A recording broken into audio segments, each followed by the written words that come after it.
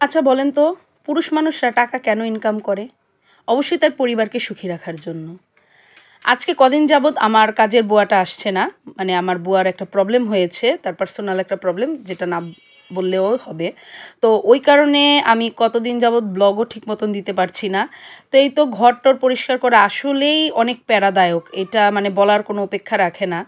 তো পুরুষ মানুষরা অনেক সময় ভাবে কি যে আসলে মহিলাদের কাজটা কি?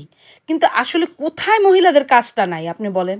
তারা একটা পরিবারকে যেটা নাকি মোস্ট ইম্পোর্টেন্ট একটা প্লেস, এইখানে হচ্ছে একজন পুরুষ মানুষ সারাদিন ক্লান্ত মানে হয়ে বাসায় ফিরে তারপর সে একটা বিশ্রাম নেয়, প্রশান্তির একটা বিশ্রাম নেয়। তো এই পরিবারটা যখন পরিষ্কার পরিচ্ছন্ন সব দিকে মেইনটেইন করে সব কিছু ঠিকঠাক থাকে, তাহলেই তো একটা পরিবার সুস্থ পরিবার হয়ে ওঠে, না? তো যাই হোক, হয়তো এটা আমাদের আনফরচুনেটলি মানে এটা কি বলবো, সব পুরুষ মানুষরা একই কথা বলে যে মহিলাদের কাজ কি? আসলে মহিলাদের কাজের কোনো ব্যক্ত নেই। কারণ প্রতিটা মুহূর্তে তাদের কাজ থাকে। তো এই বিষয়টা আসলে কী কারণে বললাম? কারণ আমরা নারীরা আর কিছুই চাই না। চাই শুধু একটু সম্মান, একটু ভালোবাসা, একটু আগলে রাখা, একটু কি তাদের সমসাময়িক জায়গায় আমাদের দাঁড় করানো। তো এই প্রতিদিনকার কাজ যেটা করি সেটাই আপনাদের কাছে নিয়ে আসি। তো আমার সবাই প্রে করবেন যাতে খালা দ্রুত পেয়ে যাই।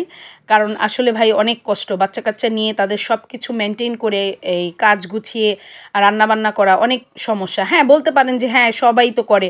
আসলে কি এটা হচ্ছে অভ্যাসের একটা বিষয়।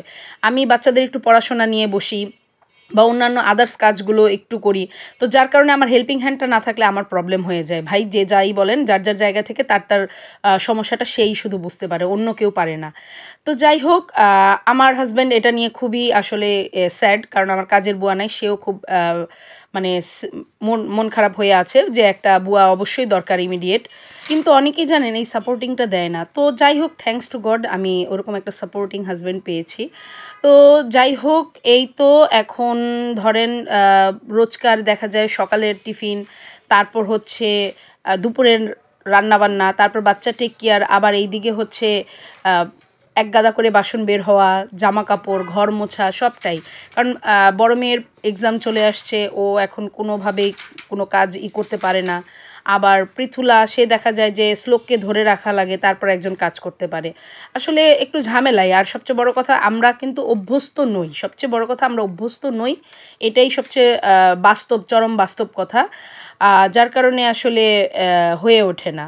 তো যাই হোক, এই তো এখন বিকেলে একটু টিফিন করে দিচ্ছি ওদের। দেখা যায় যে দুপুরে খাওয়া দাওয়ার পর বিকেলবেলা একটু টিফিনটা একটু চায় যে হ্যাঁ, একটু ভারী একটা টিফিন হলে ভালো হয়। কারণ যেহেতু রাত জেগে পড়ে, তো বিকেলের টিফিনটা করলে পরে রাতের খাবারটা একটু দেরি করে খেয়ে তারপর হচ্ছে একটু লেট নাইট পর্যন্ত পড়াশোনা করে। তো এই তো একটা আমার ব্যস্ততম দিন থেকে আপনাদের কিছু অংশ তুলে ধরলাম। যদি ভিডিও ভালো লাগে আর আমার কথাগুলো যদি একটুও ভালো লাগে, তাহলে অবশ্যই ভিডিওতে লাইক দিবেন। টাটা, বাই বাই, সবাই সুস্থ থাকবেন।